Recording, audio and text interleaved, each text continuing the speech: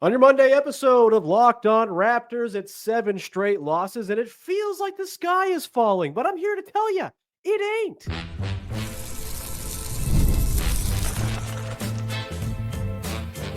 You are Locked On Raptors, your daily Toronto Raptors podcast, part of the Locked On Podcast Network. Your team every day. Hey, what's going on? And welcome to another episode of Locked On Raptors, part of the Locked On Podcast Network, your team every day. It is, what the hell day is it? It's Monday, December the 23rd, and I'm your host, Sean Woodley. Been covering the Toronto Raptors now for 11 seasons on various platforms. You can find all my work over on socials. I'm on Blue Sky. You can find the show on Instagram at Locked On Raptors. You can join the Locked On Raptors Discord server. Link in the description of the podcast. You can also go and support the daily Locked On Raptors newsletter. If you're watching on YouTube, you can go to the QR code on the screen and just click through there and subscribe, or you can go to the link in the description of the podcast, click through, put your email in, and you get the newsletter to your inbox for free every single day. Makes me feel very good when you do that, so thank you in advance for supporting the newsletter. Today's show is brought to you by our friends over at FanDuel. The NFL playoffs are almost here, but it's not too late to get in on the regular season action with FanDuel, because right now new customers can finish the season strong with $250 in bonus bets if your first $5 bet wins. Visit FanDuel.com to get started. And we'll get started here, and I'll apologize off the top. The voice is still messed up. I missed 3 episodes last week. It's been a very long time since that kind of thing happened. I'm very sorry for not being there Wednesday, Thursday, Friday. Came down with the flu, still getting over it, feeling a little better. But yeah, the voice is going to be strained, I think, a little bit on this week's shows, and you'll just have to deal with it. On today's show, we are going to get into the Raptors falling to the Houston Rockets, 114-110 on Sunday to close out an 0-3 homestand, and just like, a not very pleasant stretch of 7 games for the Raptors, 0-7. Since clawing back to 7-15 and striking distance of the plane and all that stuff. Now they are down to having the 3rd worst record in the NBA, and it does kind of feel in some corners like everyone's looking up and thinking the sky is falling on their heads. We're going to get into why that's maybe a little bit premature. We're going to talk about Scottie Barnes, who has been a source of conversation over the last couple of games. He's not been good since coming back from injury. I don't think it's all that much to be alarmed about. We're also going to talk about the rookies. We're going to get into the good, the bad, and the Let's get into it off the top. And just, we'll start with the Scottie stuff and just sort of the general tone around the team. Like, look, I don't profess to have, an ear to the ground for every corner of the fan base and know what the overall consensus on everything is. But I do have like my tendrils in a whole lot of different areas of Raptors fandom. I'm on social way too much. I spend all my live long day in the Discord. I read YouTube comments. No one should read YouTube comments, but I read YouTube comments. Like, I think I have a pretty good handle on sort of the tone and tenor of the fan base. And it did feel for a good long time there like there was an agreement, an acceptance, a consensus that, yeah, they're losing games. It's not the best, but also like it's fine. There's lots of really good stuff going on. Young guys are popping. They have this newfound depth where Gradey Dick looks like a starter, and Ochai Abaji's an NBA rotation player, and the kind that every team kind of wants and needs. You've got 4 rookies doing various degrees of things that are not rookie-like. It's been a lot of fun. The last 7 games have been less fun. There are 0-7 in that stretch. Of course, they have had a couple of their ugliest losses of the season in that stretch. That Nets game on Thursday, I think, maybe goes down as the ugliest, maybe most like inexcusable, quote unquote, loss for the Raptors this season, where it just felt like, they had it on a platter. Scottie Barnes comes back in with 5 or so minutes left, and it's like, oh, they're going to go win this game, and then they don't. And the offense down the stretch is ugly. And then Scottie Barnes' poor play in that game transfers over to the Houston game, and it just kind of feels like, I don't know if it's like some form of take constipation where everyone just needs to let their takes fly, and it's been too long of being cooped up and watching losing basketball and just needing to kind of get things off your chest. Maybe that's the case. I don't know. But it does feel like the last couple games in particular surrounding Scottie Barnes, the tone has flipped from happy-go-lucky, Hakuna Matata, yeah, they're losing a lot of games, but we're having fun while they do it, to the sky is falling. Scottie Barnes is not the guy. The team is in disrepair. They're never going to win games. They keep on losing these close games. It's a blight on their resume and their functionality as a basketball team. And I'm just sitting here like, why? The context hasn't changed. The context that has led the Raptors to being a 7-22 basketball team has not changed for the better in the last few weeks. In fact, it's gotten worse. Jakob Pearl got hurt. RJ Barrett's been missing time for illness. Shout out RJ Barrett in the illness club. You've got Scottie Barnes. Missed another couple games, came back. And look, he's not looked himself these last couple games. I'm not washing away. It's been a really bad 2 games for Scottie Barnes. The game against Brooklyn, his offensive process down the stretch was a disaster. He had the one possession where he just like hands Jamal Shead a hot potato with 4 seconds left on the clock in the corner and says, "Fix it, buddy." And he doesn't fix it, buddy, because that's a ridiculous thing to do if you're Scottie Barnes in that position. You know, there was offensive fouling. There was just like general bad offensive process that carried over to the Houston game where just way too 3-point reliant, taking long early clock threes that didn't have any business being taken. I have no problem with the inflow of the offense, like catch and shoot stuff. That's fine. He's good at them, but the pull-up stuff, it's just not working. And yeah, you want to see that cut out of his game. That's been an ongoing thing. The whole stat of what his like at rim frequency versus his 3-point frequency in year 1 versus year 4 is floating around on socials. Sure, one stat. Let's encapsulate an entire guy with one stat.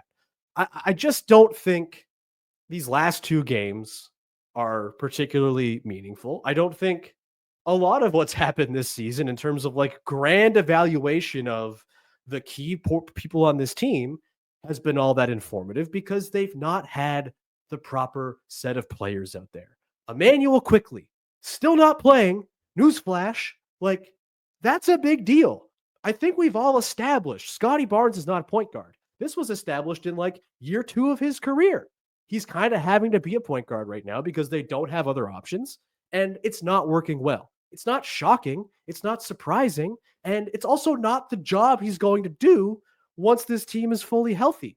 You're going to have Emmanuel Quickley with a lot of the ball carrying duty. You're going to have RJ Barrett with his newfound pick and roll craft, getting to operate a little bit here and there in pockets of space where he can go and run the offense. And Scottie Barnes can do the creative slashing spot up wing thing that he's done super well all season long.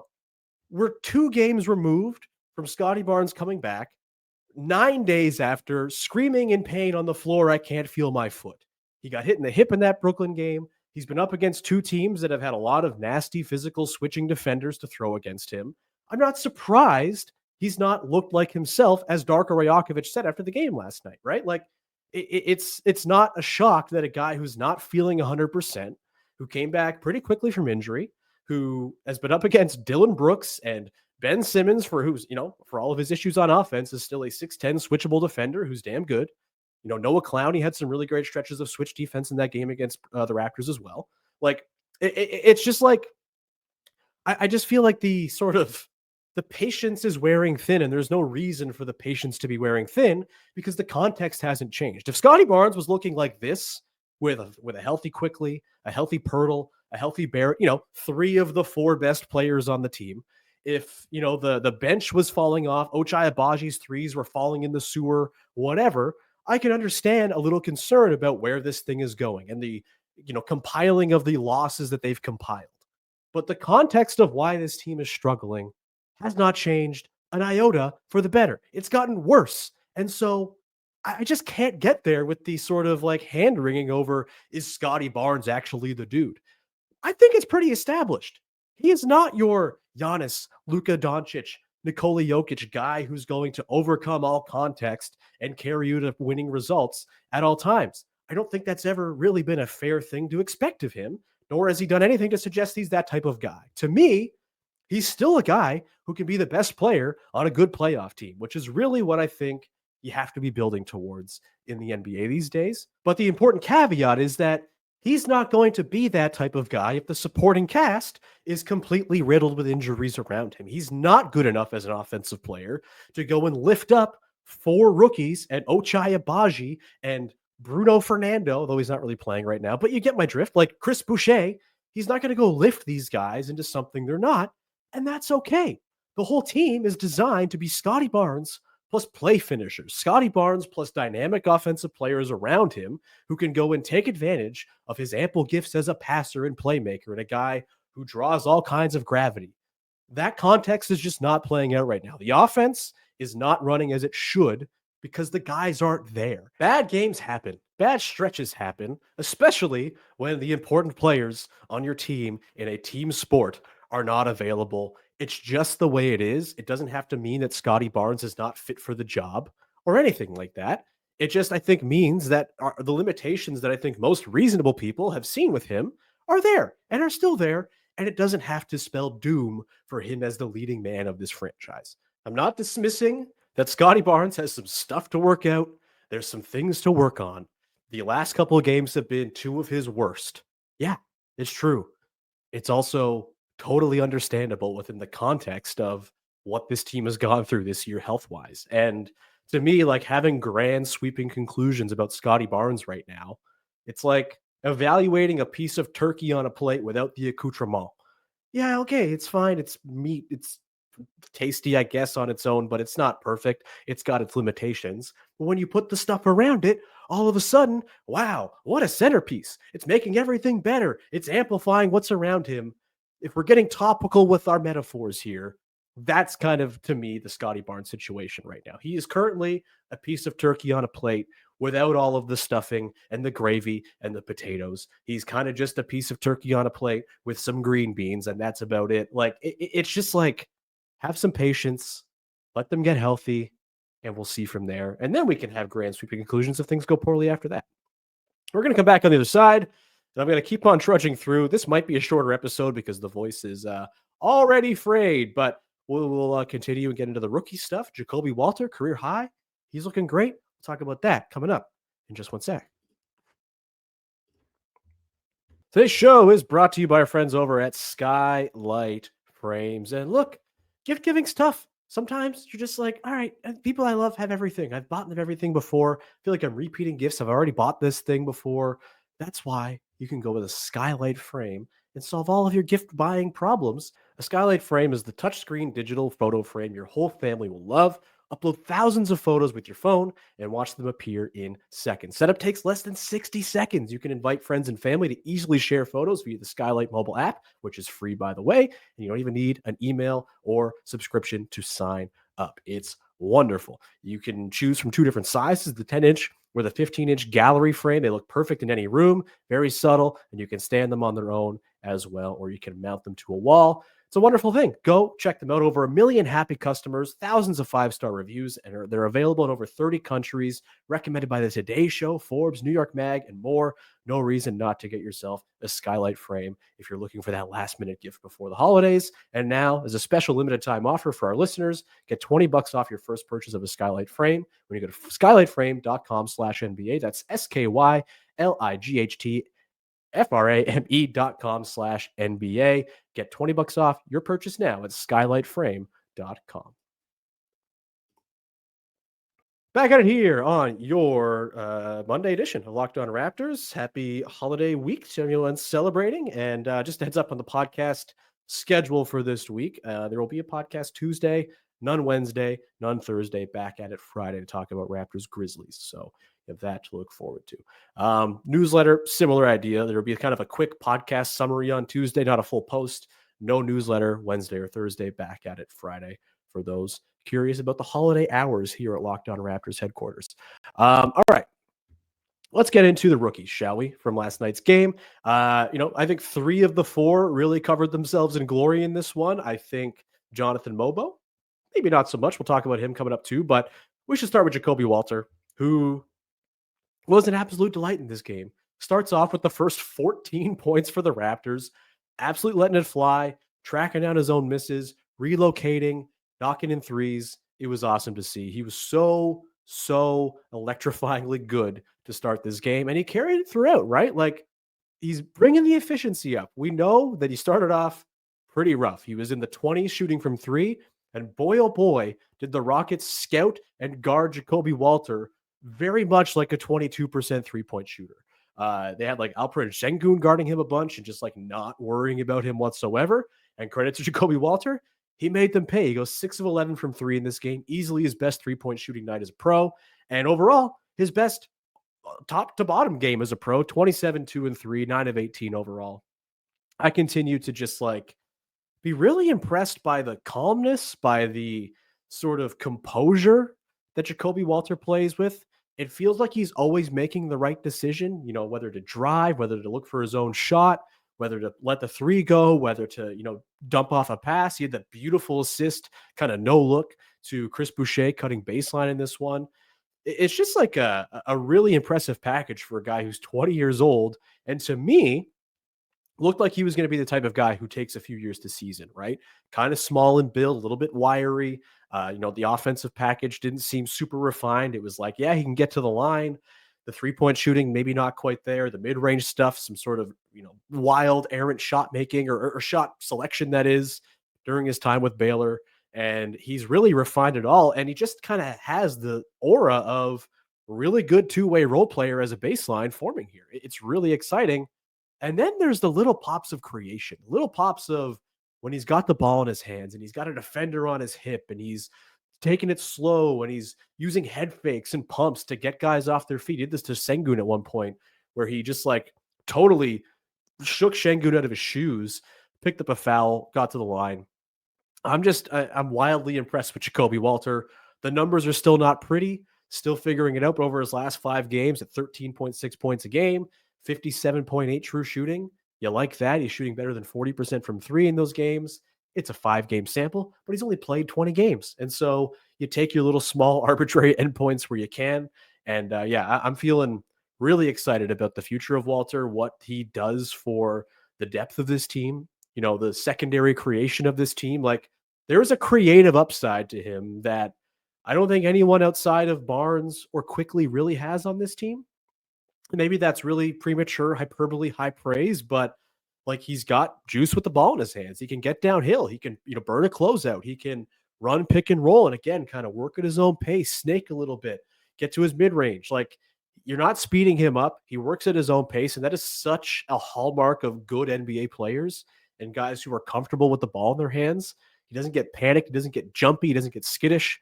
We'll talk about Gradey Dick and his limitations in this department coming up later on in the show. But overall, yeah, Walter has some creation pop to him that, we haven't really seen it in full yet, and we probably won't for many years, sort of fully unleashed. But there's Barnes, there's Quickly, there's maybe some RJ Barrett, and then I think beyond that, I'm already like the most comfortable when Jacoby Walter has the ball in his hands and he's making something happen. It's pretty awesome. Really great to see. Awesome stuff from him in this game. Jamal Shead too. Just really impressive turnaround from him, because he looked like he was hitting that rookie wall and just kind of running up against it. Oh, there's the wall again. Oh, damn, that wall. It's got me. And then he's just kind of like barreled through the wall like the T-Rex in The Lost World in San Diego, the one good shot in that entire movie where he just barrels through a warehouse. That's kind of what Jamal Shead has done to the rookie wall. And it's awesome to see. He is clearly challenging Davion Mitchell for that backup point guard job. Mitchell didn't play last night. He was available. Maybe he's still coming back from the injury he missed Thursday with. Who knows what the deal is there, what the dynamics are. But I do think the way Shead's played, he's offering more on the offensive end, 10 assists in this game. And like, I've talked all season long about how I think his passing is just well beyond where Davion Mitchell's passing is. He's just like a more creative passer. He makes the basic reads more easily. He makes advanced reads that Mitchell doesn't see. And if he's going to hit threes, which, hey, 1 of 3 in this game, but he's 37% on catch and shoots this year. It's the pull-up stuff that really dragged his numbers down. He's at like 18% on those. Not high volume on either end. He's at like 1.7 catch and shoots a game and 0.8 pull-ups a game. But the 37% on catch and shoots is like all you could have asked for from him in his rookie season after not being much of a shooter in college. You'll take that as a starting point all day long. And if that's going to be there, man, like, there's a valuable bench guard here in Jamal Shead, especially as he reins in the fouling stuff. Thought he was much better about that in this game against Houston. And he kind of fit into this game against Houston. It's a very like punchy basketball game. The Rockets are just kind of bullies, and they poke and prod and, punch and make you feel misery. I don't know if there's something in the water in Houston that makes guys who played at Houston or play for Houston be such nasty on-ball defenders, but Jamal Shead clearly been drinking some of that water or was drinking that water during his time with the Houston Cougars. Like really good game from him. And yeah, I continue to just like if they're gonna eventually trade Davion Mitchell, because he's not someone who's going to be in long-term plans. Happy to give Shed some run. Happy to give Shed run now, honestly. Like I know Davion Mitchell's a fan fave. Everyone loves a plucky, try hard, who doesn't do much on offense. It's like the kind of archetype that everyone loves. But Shed just does more, I think, when he's at his best, right? When he's at his worst, like there have been times this year for sure where Mitchell's been more effective because Shed's offense has been kind of a mess. But when he's at his best, like he just does more stuff to affect winning than Davion Mitchell does. And yeah, I continue to think the idea of like keeping Mitchell beyond this year, it just kind of seems like maybe not the best use of resources because you have Jamal Shead right there. And to me, he continues to have like long-term backup point guard written all over him. Really great stuff from him in this one. 11, 6, and 10, 33 minutes played too. Like he's getting trusted for heavy minutes. He was a +1 in this game. They won the minutes with Jamal Shead on the floor. You love that. Let's get to Jamison Battle real quick. Really nice game from him. 11 points. Continues to just be money from 3 to 5 from downtown. He's up to 44% from 3 on the season. What more can you say? Absolute wonderful find. He's going to get an NBA deal at some point. January 10th is the Bruno Fernando date. We'll see there. But if it's not Bruno Fernando getting waived for Jamison Battle, it's going to be somebody. Or a trade is going to happen that's going to open up the roster spot, and he's going to get that 15th spot on the roster. I would be shocked at this point if he doesn't. He's earned it, and having Battle on the floor, it's just like, it's nice to know when it goes to him, there's a very good chance that he's going to let it fly and that it's going to go down. It's not something we've seen a lot in these parts in recent years. Very refreshing stuff from Battle. And then there's Jonathan Mogbo, who I think has struggled, to say the least, I think, since Jakob Poeltl went out. I once again asked Darko Rajakovic after the game Monday where Poeltl got hurt, like, what is it that Jonathan Mogbo needs to improve upon to kind of, refine the intricacies of being a center and, screening, sort of the connective stuff and, particular screening. Like that was the main thing Darko talked about. And look, there's a lot to the position. It's not just screening. That's something he needs to improve, obviously, but like, there's just like a lot of little pieces of playing center that are tough to sort of refine on the fly. And I think Mogbo just kind of looks a little like a babe in the woods right now. Like the sort of shield that is Jakob Poeltl, who allows Mogbo to work against second units and play at the 4 at times. Like that's just not there right now. And it's tough. Like he's just, he's gotten the early hook in some of these first and third quarters in the last couple of games for Kelly Olynyk, who, by the way, like, bless Kelly Olynyk's heart. He's doing effective stuff. He also looks like he's in constant pain all the time, which as someone in my 30s who's constantly in pain, I kind of respect and appreciate and vibe with. But, if Kelly Olynyk is snaking your minutes, like something's going not super great. And I just think Mogbo, like, again, he's being asked to do a lot. He's being overextended as the starting center as a rookie who is 6'7". Like it's just tough. And, it's not like the offense is flowing beautifully or anything like that. I think that part of that is that Mogbo is just not quite adept at that elbow stuff that really kind of makes the Raptors offense sing. And, you're seeing the effects of not having your 32-minute-a-night starter in there. Mogbo's being asked to do a little much. And, it's just been falling on hard times. I don't think this is like a death knell or anything like that. It's a bit of a rookie wall. This happens, but I think his defensive tools, even last night against the Rockets, like he had that beautiful close quarters blow by for a dunk, which seems to be a thing he does every third night at this point. More of that, please. It's super fun. Things will refine. Things will get easier when Poeltl's back. Hopefully that's not too long from now. He's still day to day with the groin thing. I having a hard time getting too concerned, but certainly like if you're looking at the rookies, he's been the least well performing of the last few here. And I think that not having Poeltl is certainly the biggest reason why. It's tough. Life as a center in the NBA is really difficult. Life as a starting center is a nightly gauntlet. And, sometimes you're up against Alperen Şengün, who's a monster, or you get yourself up against Nikola Vucevic, who's just like cooking. I mean, that was mostly a Poeltl game, but it was Mogbo to close after Poeltl got hurt. It's tough stuff. Like you're just, You're always going to be punching up if you're a rookie 22-year-old 6'7" center up against NBA quality starting bigs, guys who've been around a long time, guys who are like man strong, guys who are seasoned. It's not surprising to see Mogbo struggling in this context, but hopefully Promo comes back and he can kind of get more into that backup utility role that he's played and find a little more success like he had earlier in the year. We'll come back on the other side. We're going to get into the good, the bad, and the to round things out. Probably a quick one because my voice is going down fast, but we'll get to that coming up in just one sec. Today's episode is brought to you by Built Rewards. If you're a renter, listen up.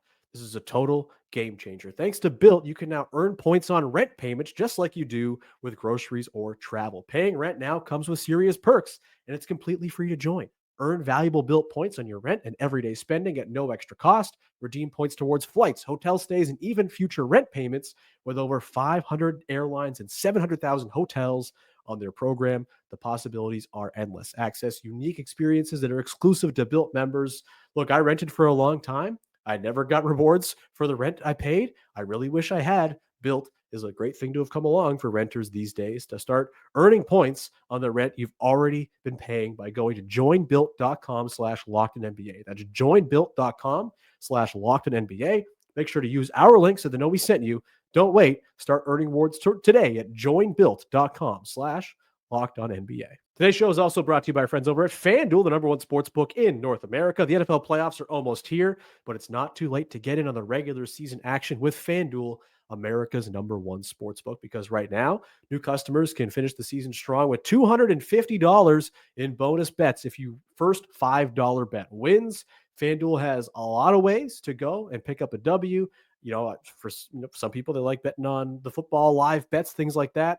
I am not someone who plays a whole lot of action on NFL games, but I used to get into the spreads back in the day when I was an NFL fan. If you want to go bet some spreads, that's all there for you as well. Maybe a little parlay, something like that. And it's all a good time if you win. Not only can you bet on who will win the game, but FanDuel also has bets for which players will score a touchdown, how many points each team will score, and so much more. Just visit FanDuel.com to join today. That's FanDuel.com for your chance at $250 in bonus bets. Make every moment more with FanDuel, an official sportsbook partner of the NFL. Wrapping it here on your Monday edition of Locked On Raptors. Thanks for rocking with me despite the raspy voice. Much appreciated. Let's get to the good, the bad, and the from the game against the Rockets, the way we wrap up every single episode of this year's show on the heels of a Toronto Raptors basketball game. Thing I liked, thing I didn't like, thing that's got me a little bit intrigued from the latest in Raptors action. The thing I liked, look, they've not come around all that often, but the power, the energy, the verve that comes from a Chris Boucher heater, you'll love to see it. He was really good in this game. It's been a rough go for him. I have been quite loud in my not so much really wanting to see that much more Chris Boucher playing for the Raptors, but he was awesome in this game, gave the Raptors a chance to win. 15 points, 4 assists. 4 assists for Chris Boucher. Incredible. 6 of 11 overall, 2 of 5 from downtown. Leaking out, grabbing dunks. He had the beautiful drive and baseline dunk.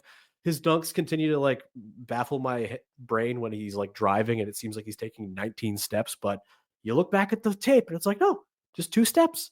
Somehow he did it. Bambi did it again. Really good stuff from Chris Boucher. Every one of these games he has is we don't know how many more of them they're going to be before his time with the Raptors is done, whether he's moved to the deadline or just walks in the summer. But, every one of these little joyful games where he has a big night and kind of gets the crowd going, always super fun. We love a Chris Boucher heater, even if, as we've talked about, he is the most sustainably unsustainable player in the NBA.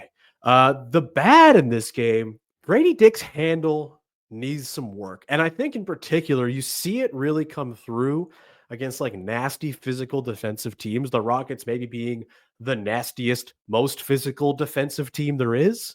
They're just constantly trying to poke balls free, always looking for chances to sort of disturb the handle, knock it loose. And look, Gradey Dick has made a lot of strides this year. He has been awesome. One of the more improved overall players in the entire NBA compared to where they were last year. He's been awesome. Pretty good from him again last night. 14, 2 or 3 from downtown. Maybe you like some more 3-point volume. Just shuffle some of Scottie's threes to Gradey. That'd be nice. But he's got 6 assists in this game as well. He's doing a lot of good stuff. But he had 3 turnovers, and I felt like every single one was him just getting his pocket picked, just getting those cookies taken. And you can see it against really physical defense. It's just, it's something he's going to have to adjust to. It's something he's going to have to get stronger with. The handle's going to have to tighten because, when you get down to it, like serious games that you're trying to win, eventually one day the playoffs, a handle that's that loose and that easy to pickpocket is going to be something that teams scout and really go after and really make it so you have to improve it. Otherwise, you're not going to be tenable to be on the floor. We're a long way from that being an issue. But yeah, if there's something Gradey Dick needs to work on, is that handle. And I think that's going to only have positive benefits for the rest of his game, not just getting his own looks off, right? Like if you want to have him be someone you can run the odd pick and roll with, having a tight handle is kind of a requisite for that. So yeah, I think that's the bad from this one. The handle was really getting targeted by the Rockets in this one. And look, the Rockets play like ugly bully ball. Like they're very, very elbowy and punchy and just like, I don't know. I don't love watching the Rockets play. It kind of feels like wrestling more than basketball sometimes. They just kind of play. They very much play like Ime Udoka is their coach. And I don't mean that in a good way at all. They just kind of play like pricks. Like Gradey Dick's going to have to be ready for that. Like Dick's got to be ready to go up against pricks, I guess is what I'm saying. The handle, not quite. That's the bad for me in this game. Let's get to the And it's kind of an open question for me. Like, are the Raptors going to lose enough games here without Quickly, without Jakob Poeltl, to just be able to play out the year and still have very good lottery odds by the time the season's over? I don't think that's like off the table. They've banked a whole lot of losses already. 22 losses in 29 games. Prolific stuff.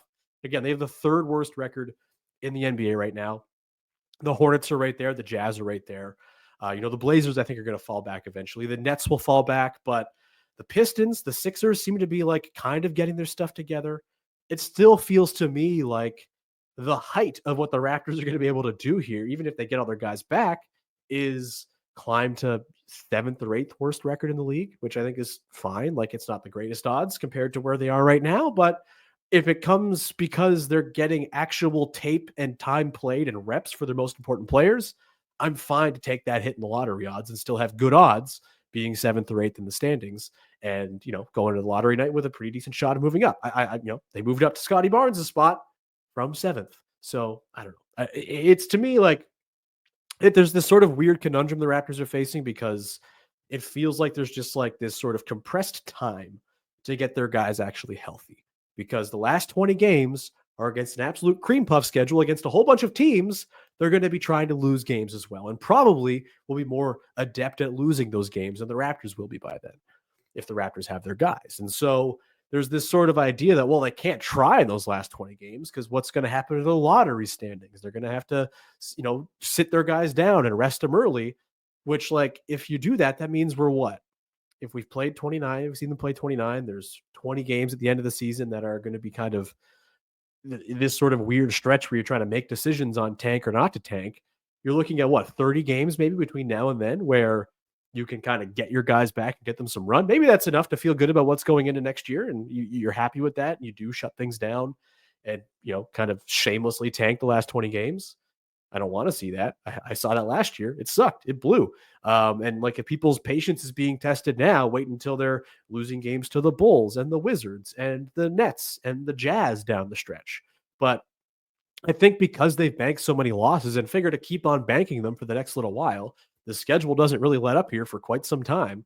I think they are probably going to be, it's not a best case scenario by any means because they're 7-22 and probably going to end up much worse than that in the next month or so. But they lose enough games here, I think they can probably just feel all right about rolling out their team if they have it healthy for the last half of the year and not really worrying too much about, is this going to ruin the tank? Because they're so far gone at this point, so far down the standings that climbing to anywhere higher than 7th or 8th best in the lottery odds is going to be very difficult. So that's my this stretch of losing 7 games in a row stinks.